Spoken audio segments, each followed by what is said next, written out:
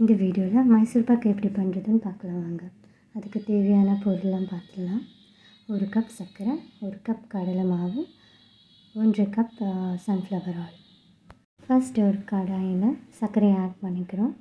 அதுக்கு தேவையான அளவு வாட்டர் ஆட் பண்ணிக்கிறோம். ஜஸ்ட் அந்த சர்க்கரை மூழ்கிற அளவுக்கான தண்ணி.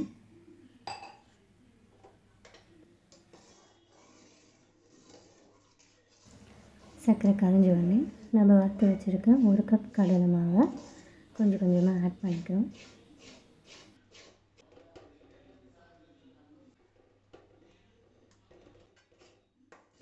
இப்போ நம்ம சூடான ஆயில் ஆட் பண்ணிக்கலாம். இந்த மாதிரி பொரிஞ்சு வரணும், அந்தளவுக்கு ஆயில் சூடாக இருக்கணும்.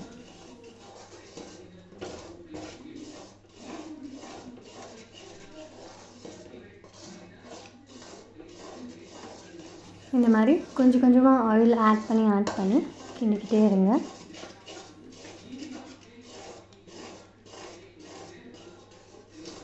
இந்த மாதிரி கிண்டிகிட்டே இருக்கும்போது மாவு குக் ஆனதும் ஆயில் கொஞ்சம் கொஞ்சமாக மாவு வெளியே விடும். இதில் பார்த்தீங்கன்னா எண்ணெய் வெளியே வந்திருக்குது, நல்லா தெரியும் பாருங்கள். ஸோ இந்த மாதிரி எண்ணெய் ஊற்றினோடனே பபிள்ஸ் வரும். ஸோ இந்த மாதிரி வந்துச்சுன்னா ஆல்மோஸ்ட் ரெடி ஆகிடுச்சுன்னு அர்த்தம். எனக்கு இன்னும் 2 கரண்டி போல் எண்ணெய் தேவைப்படுது.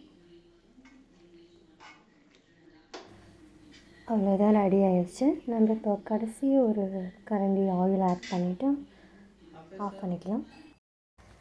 இப்போ நம்ம க்ரீஸ் பண்ண பாத்திரத்தில் மாவை ட்ரான்ஸ்ஃபர் பண்ணிக்கலாம். நல்லா ஆழமான பாத்திரம் எடுத்திங்கன்னா தான் அந்த நடுவில் இருக்க டார்க் கலர் வரும்.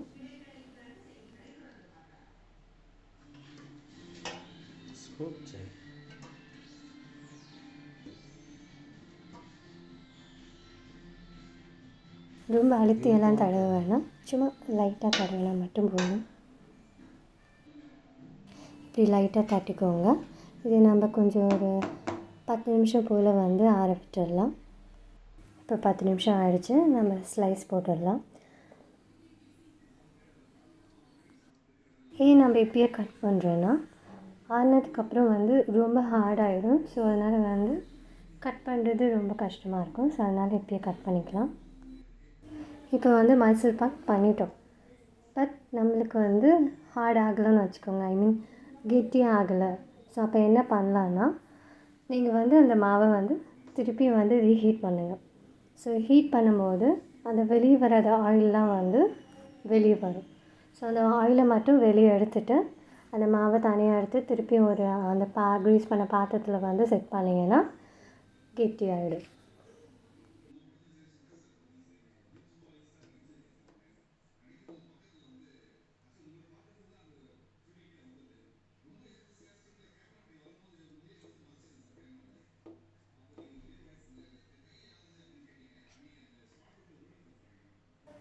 இவ்வளோதாங்க, மைசூர் பாக் ரெடி. நீங்கள் வீட்டில் செஞ்சு பார்த்துட்டு எப்படி இருக்குன்னு சொல்லுங்கள். பாய்.